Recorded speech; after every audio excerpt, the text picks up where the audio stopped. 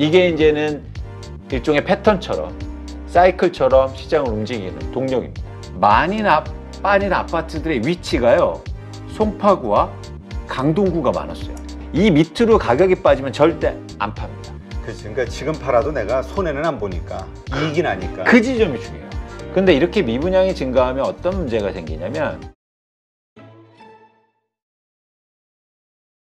오늘 모신 분은 미래에셋증권의 이광수 연구위원입니다. 안녕하세요. 안녕하세요. 네. 자, 이번에 뭐 복덕방을 개업했다? 나 이게 우리 작가가 이런 얘기를 해가지고 이게 뭔 말인가? 예. 제가 올해부터요, 예, 정식적으로 그러니까 부동산과 관련된 레포트, 부동산만 다룬 레포트를 발간하기 시작했거든요. 그래서 공교롭게도 그 이름이 광순의 복덕방이라는 겁니다. 아, 광순의 복덕방. 그래서 잠깐 표지 보시면 이렇게 생겼고요. 제가 한 2주마다 한 번씩 냅니다. 예, 그래서 많은 분들이 좀 부동산에서, 사실 제가 생각하기엔 그래요. 많이 이제 뭐 유튜브 보실 때 부동산 전문가들도 많이 나오시지만, 여러분들이 이렇게 부동산 레포트를 보시는 건 좀 힘드실 거예요. 분석되고. 네. 뭐 그런 레포트를 한번 정식으로 내보자 라는 생각에서 제가 올해부터 발간하고 있습니다. 그래서 혹시 저희 815 구독자분들도 저한테 메일 주시면요, 제가 보내드릴게요. 네. 아니, 우리 이거 자료 올릴 수 있죠? 자료실에. 네. 그래서 그렇게도 보내시고, 그 다음에 이 방송 나갈 때 관련 자료를 올려놓으면 다운로드 다 받으셔서 좋습니다. 우리는 그렇게 할 수 있으니까. 좋습니다. 네. 네. 하긴 요즘 왜냐하면 부동산 시장이 많은 분들이 더 하락할 수 있을 더 하락할 것이다라는 어떤 그 두려움 있으신 분들 입장에서는, 그 다음에 또 없으신 분들 입장에서는 많이 빠지고 있으니까 적절한 또 매수의 기회가 올 것이다라는 또 기대감, 이게 참 상존하고 있는 그런 시장 같아요. 그래서 많은 분들이 관심 가질 수 있을 것 같은데, 네. 하여튼 2주마다 나온다고요? 네, 그렇습니다. 알았어요. 2주마다 잘 업데이트 해드리겠습니다. 네. 자, 일단 이게 뭡니까? 복덕방 1호 개업, 복덕방 2호 경험. 제목이에요. 제목이에요. 그래서 1호 이게 두 개 나갔는데. 이번이 두 번째? 네, 그래서 1호는 이름을 개업이라고 했고, 두 번째는 과거 얘기를 좀 하면서 경험이라는 얘기를 했습니다. 그래요. 그러면 과거 데이터를 보면서 우리가 지금 가격 하락이 멈췄다. 요즘 나오는 뉴스들이 그래요. 그 다음에 거래량이 늘고 있다. 이제 바닥을 찍고 반등하는 거 아니냐라는 의견도 좀 있거든요. 네. 언론 뉴스들은. 네. 한번 좀 분석 좀 해주시죠. 저희가 이제 여러분들이 보시는 게 가격 지수와 거래량 지표인데요. 말씀하신 것처럼 최근에 가격 하락은 계속되고 있지만 하락폭이 좀 감소했어요. 가격 지수로만 보면. 그리고 거래량도 한 1000건이 안 됐다가 서울 아파트 기준으로 해서 지금 한 1300건, 1400건 정도 오른 거죠. 그러니까 한 뭐 단순하게만 증가율을 보면 한 30-40% 증가한 건데, 그래서 시장이 혹시 이제 가격이 또 오르는 거 아니야? 변동폭이 다시 생기는 거 아니야? 이렇게 생각하시는 분들이 많으시더라고요. 네. 그래서 무주택자분들은 이제 좀 걱정하시는 거고, 이게 가격 올라서 또 집 사야 되는 건가? 그래서 또 집을 갖고 계신 분들은 또 집을 팔아야 되나, 또 매물을 걷어들이나, 이런 고민이 좀 있는 거죠. 그런데 이렇게 변화하는 가장 큰 동의는 정책이라고 생각하시는 것 같아요. 그래서 왜냐면 이번에 그 뭐 전반적인 그 한국의 경제를 감안해서겠지만 부동산 대책이 파격적으로 확 나왔잖아요. 네. 여러 번에 걸쳐서. 네. 그것 때문에 반등하지 않을까? 바닥을 찍지 않을까? 기대하는 분들이 많아요. 그렇습니다. 근데 제가 보기에는 정책 효과는 제한적이라고 보고 있고요. 지금 거래량이 회복하고 그리고 가격 하락폭이 좀 둔화되는 이유는, 가장 큰 이유는 많이 빠졌기 때문이에요. 그래서 요거 한번 보실래요? 그러니까 개별 아파트를 좀 보셨으면 좋겠는데, 이거는 잠실의 한 대단지 아파트에 실거주 크기로 해서 30평 규모의 아파트의 거래 가격을 제가 점으로 찍어드린 거예요. 잘 보시면 이게 2021년도에 25억 이상 갔다가 그래요? 올해 작년 말부터 해서 갑자기 뭐 16억대, 15억, 16억대로 크게 빠지잖아요. 저는 이렇게 일시적으로 빠진 건 처음 봤어요. 갑자기 이렇게 짧은 시간 내에. 네, 제가 20년 정도 봐왔는데 이렇게 빠진 건 굉장히 이례적으로 단기간에 빠졌고요. 이것 때문에 지금의 변화가 일어났다고 보고 있어요. 이렇게 너무 단기간에 가파르게 빠지니까 계속 빠지기는 어려운 거고 원래 그러니까 자산 시장에 그런 게 좀 속성이 있지 않습니까? 그리고 많이 빠지니까 이제 그 가격에서 누군가 이것처럼 살 사람이 생기고 있다는 거죠. 그래서 관건은 뭐냐면 이런 상황이 지속될 거냐가 사실은 가장 궁금한 거겠죠. 그렇죠. 네네. 왜냐하면 왜 우리 주가도 그렇게 하락 추세에서 가끔씩 튀어오르는 데드캣 바운스가 있잖아요. 이 부동산 시장도 마찬가지다 이런 얘기 하시는 분들이 있어요. 그래서 하락 추세 구간에서 일시적 반등 네. 여기에서 오히려 매물을 줄여야 되는데 여기에서 샀다가는 물리는 거다 이런 얘기 하시는 분들이 있거든요. 그럴 수 있습니다. 그런데 저는 어떤 그런 기술적인 분석보다도 펀더멘탈하게 한번 접근해 보고 싶거든요. 그래서 그런 차원에서 오늘 그 말씀을 좀 드리고 싶어요. 네. 그러니까 저희가 이게 주식은 아니잖아요. 그렇죠. 부동산은. 그렇기 때문에 일시적으로 막 변동하고 이런 구간이 조금 나올 수는 있겠지만 구조적으로 뭐 그래프를 보거나 이러면서 기술적 분석하기에는 전 한계가 있다고 봐요. 그래서 여러분들이 기초적으로 기본적으로 이 시장의 변동 요인에 대해서 좀 아셨으면 좋겠고 그걸로 인해서 향후 전망을 좀 해보자는 거죠.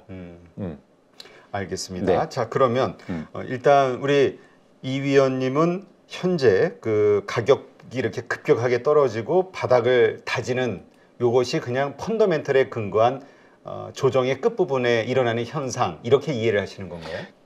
그렇지 않습니다. 어떻게 이해하시면 좋겠냐면 이 상황이 일시적인 아주 단순한 변화지 펀드메탈을 반영한 기본적으로 그런 상황을 반영한 구조적인 변화는 아니라는 거죠. 그래서 요걸 한번 보여드리면 좋겠어요. 이게 이 보시는 표가 굉장히 흥미로운 그래프인데요. 제가 지난해 10월부터 올해 1월까지 서울 시내에서 가장 가격이 많이 거래된 아파트만 한번 골라봤습니다. 잘 보시면 예를 들어서 1위가 헬리오시티인데요. 헬리오시티가 거래량이 가장 많이 됐잖아요. 그래서 거래량 순위를 이렇게 나열해 봤어요. 네. 거래가 많이 된 순위입니다. 근데 거래가 많이 된 아파트들의 공통점이 많이 빠져요. 잘 보시면. 그러 다음에 최근에 많이 빠지니까 회복도 조금 일어나고 있습니다. 네. 그래서 대표님 이거 한번 보세요. 어떤 시사점이 있을까요? 여기서 보시면 이 아파트들이 뭐 다 살기 좋은 아파트이고 투자하기 좋은 아파트들입니다. 네. 근데 이런 아파트들이 거의 30~40%가 이렇게 빠지거든요. 일시에. 왜 빠졌을까요? 그럼 내가 질문해야 되는데.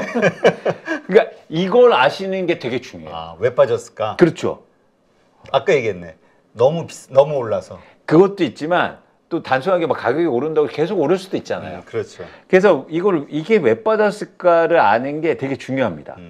근데 잘 보시면 이런 가정이 하나 가능해요. 그러니까 저희가 이게 주식도 그렇고 부동산이라는 게 이런 현상을 보고 가정을 하나 세우죠. 네. 그래서 검증을 하는. 그래서 틀리면 다시 돌아가 보고. 근데 여기서 잘 보시면 어떤 가정이 가능하냐면 세대수가 많은 아파트들이에요. 아. 큰 단지, 대단지 아파트들. 그러면 이런 가정이 하나 나오죠. 대단지 아파트들이 가격 하락폭이 컸다. 네.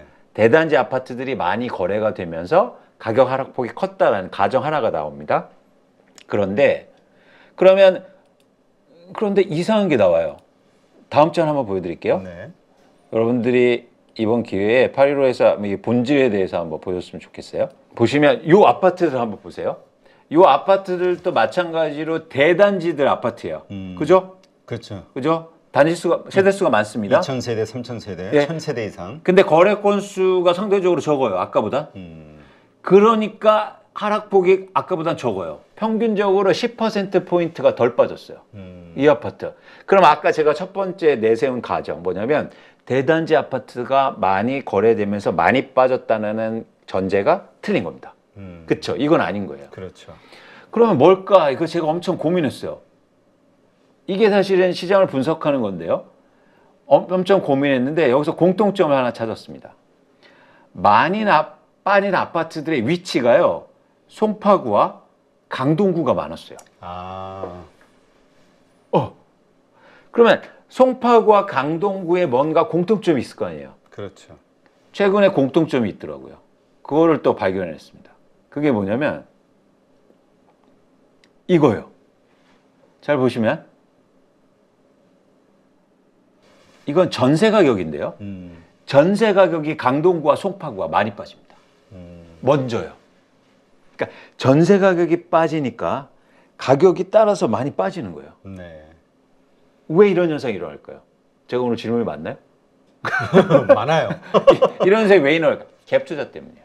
아, 여기 갭 투자한 사람들이 많다. 네, 그렇죠. 강동구와 송파구에 갭 투자를 많이 해놓은 분들이 많으니까 전세 가격이 빠지니까 쉽게 말해서 쫄리는 거예요. 그렇죠. 요즘 하여튼 많이 걱정하는 사회 문제가 역전세난이잖아요. 그렇죠. 그것처럼 사실은 한국의 집값이 지금 왜냐하면 사실 집을 갖고 계신 분들이 집값이 빠진다고 해서 한 5년 후나 10년 후에 오를 것 같은데 제가 지금 굳이 팔 이유가 있습니까? 버틸 수 있잖아요. 그렇죠. 그래서 기본적으로 막 가격이 빠진다고 해서 집을 막 이렇게 팔진 않거든요. 싼 가격에 갖고 있지. 근데 왜 팔까? 그런 원인에 대해서 고민한 거예요. 그 원인은 뭐냐면 내가 집을 전세를 끼고 사놨는데 전세 가격이 빠지니까 사실 그런 차원에서 집을 싸게 내놓는 그런 사람들이 많아졌고 그것 때문에 집값 하락폭이 컸다고 볼 수 있는 겁니다. 그래서 결국에는 우리가 집값을 향후 전망할 때는 전세 가격이 어떻게 될 건가를 관심 있게 보시는 게 되게 중요하다는 거예요.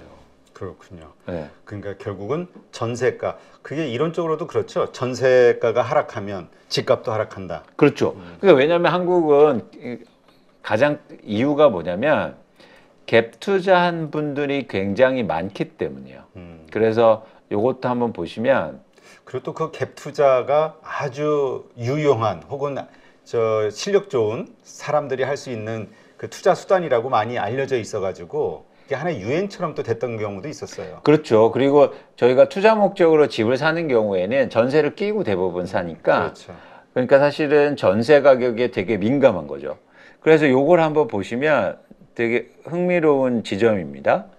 요거는 보시면 다주택자 증감이에요. 어떤 게 딱 보이세요? 다주택자가 2015년부터 16년, 17년도에 굉장히 많이 증가합니다. 이 다주택자는 뭐예요? 전세를 끼고 집을 산 사람들이죠.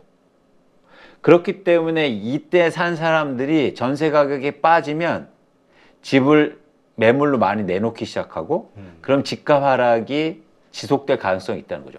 그래서 이런 질문을 꼭 이렇게 저희가 생각하셔야 돼요.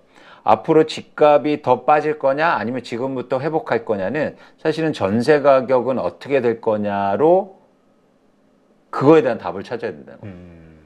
앞으로 전세가 근데 지금 그 전세 가격이 점점 더 하락하고 있다. 이게 데이터로 나오고 있다. 이런 뉴스들이 많이 나오던데요. 그렇죠. 그래서 그게 되게 중요한 게 일단 두 가지가 중요하죠. 현재 전세 가격은 어떻게 되는지의 상황과 그리고 이 전세 가격은 어떻게 될 건지의 그 상황인데 이거 잘 보시면 최근 전세 가격이 실거래가 기준으로 해서 월별로 2% 이상씩 빠지고 있어요. 굉장히 큰 폭으로 빠지는 거죠. 그러면 월별이니까 일별로 하면 거의 30%가 빠질 수가 있다는 거잖아요. 네. 아직 굉장히 큰 폭으로 빠지면서 전세 가격이 빠지고 있는데 이게 추세적으로 빠질 거냐? 그래서 제가 보여드리고 싶은 건 뭐냐면 요겁니다. 이건요. 입주 물량이에요. 네. 그러니까 전세 가격이라는 게 입주 물량이 증가하면 빠질 수밖에 없잖아요. 그런데 보시는 것처럼 2017년부터 특히 이건 수도권의 입주 물량인데 계속 누적적으로 입주가 증가하면서 전세 가격의 하방 압력을 되게 키우고 있다는 겁니다. 근데 전세가 흥미로운 지점이 있어요. 대표님 뭐냐면 보통 재화 가격이 떨어지면 어떻게 합니까? 공급을 줄여야 되잖아요. 그렇죠. 그러면서 가격의 하락을 방어해야 되잖아요. 근데 전세는 공급을 줄일 수가 없어요. 집을 비워놓을 수가 없으니까. 그래서 이렇게 공급이 많으면 일종의 가격 하락폭이 훨씬 더 커지는 겁니다. 이미 그런 현상이 나타나기 시작했어요. 올해부터 강남의 입주 물량이 크게 증가하는데 그런 것들을 반영하면서 이거 보시면 이게 반포의 아파트의 전세 가격인데요. 네. 막 20억 이상 가다가 10억 밑으로 빠지지 않습니까? 그럼 50% 미만으로 빠졌다는 그쵸. 얘기예요? 집값 하락보다 크죠. 엄청 크네요. 하락폭이. 그렇죠. 그래서 여기에서 만약에 집을 이렇게 전세를 끼고 산 사람들은 사실 압박 요인이 된다는 겁니다. 근데 이런 분들이 상당히 많다, 한국에.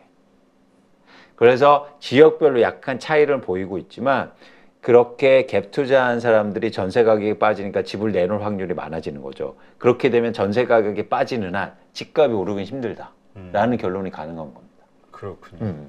근데 지금 말씀하신 것처럼 강남 4구에 그 올해만 신규 분양되는 물량이 300가구 이상인 대단지 중심으로 해도 10,000가구가 훨씬 넘는다. 넘습니다. 내년에도 그렇습니다. 2년 연속. 2년 연속. 그렇다면 이제 계속해서 물량이 들어온다는 얘기인데 거기 또 신도시 3기 신도시가 내년도 또 입주 되는 거 아니에요?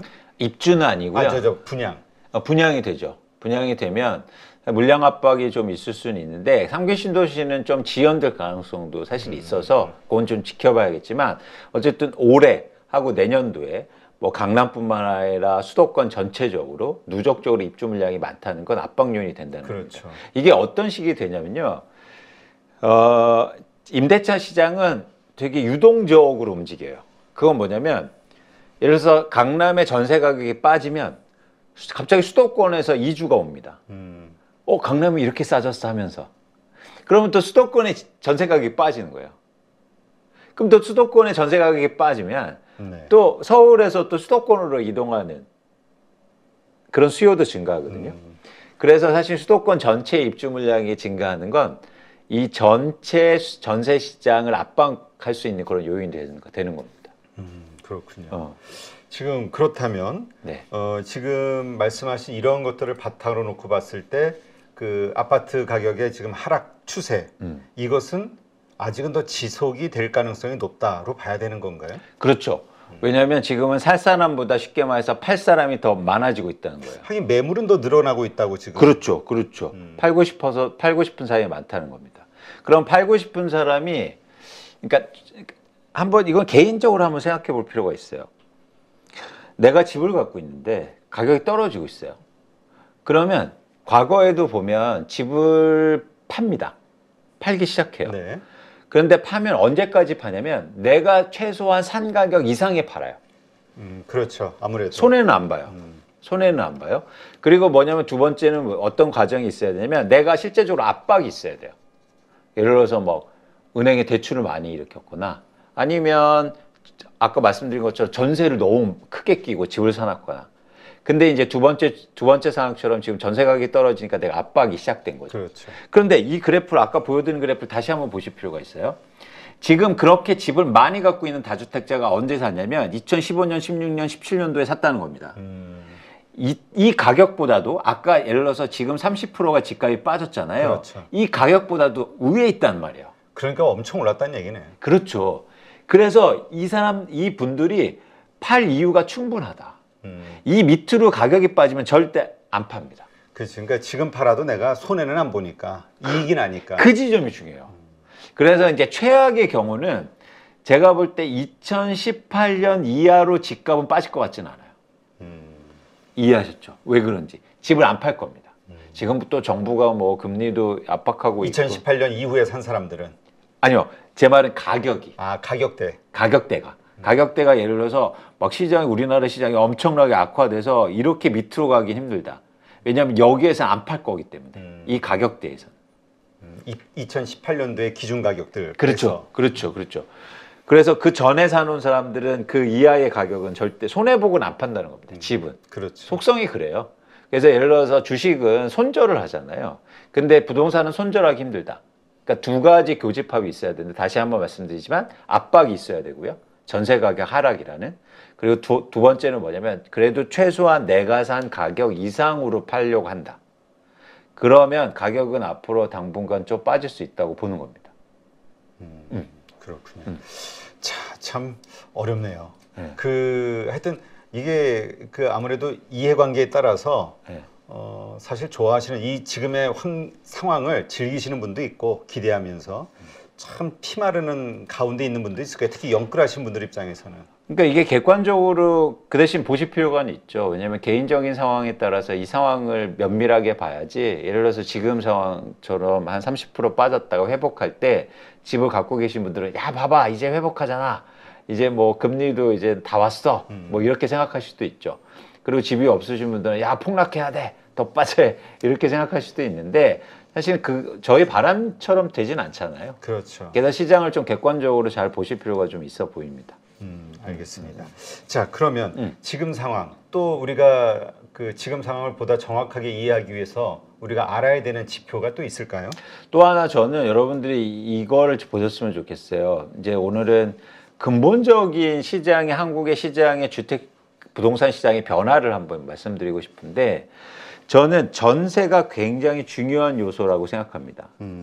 사실 전세 제도가 거의 우리나라에 있어요. 뭐 일부 나라에 있다고 하는데 우리나라처럼 이렇게 광범위하게 그렇죠. 광범위하게 사용되고 퍼져 있는 나라는 없습니다.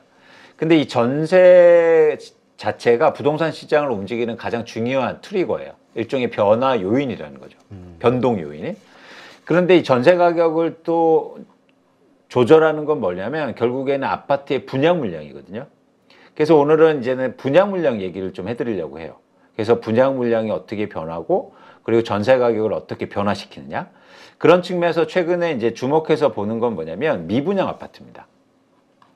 그래서 요거 한번 보세요. 요거 한번 보시면 최근에 미분양 아파트가 지난해 말 기준으로 해서 68,000호가 기록했는데요. 굉장히 빠른 속도로 미분양이 증가하고 있습니다. 근데 이렇게 미분양이 증가하면 어떤 문제가 생기냐면 당연히 건설사는 압박을 받겠죠. 그러면서 건설사는 어떻게 하냐면 요걸 보세요. 건설사는 분양 물량을 줄입니다. 그렇죠? 아파트가 안 파니까. 그러니까 요번에 나온 이야기 보니까 그 부동산 PF 네. 지금 그 중단된 게 뭐 엄청 많다면서요? 맞습니다. 네. 최근에는 뭐 신도시 땅 분양하는데도요. 건설사가 분양을 안 받아요. 지금 해봐야 돈 벌 거보다는 돈 잃을 가능성이 높으니까. 그렇죠. 그러니까 미분양이 증가하면 자연스럽게 어떤 현상이 일어나냐면 건설사들이 분양을 줄이는 거죠. 근데 과거에도 이런 현상이 있었어요. 잘 보시면 이 그래프 2008년도, 2009년도, 10년도에 서브프라임 때 건설사들이 미분양 엄청나게 증가했죠.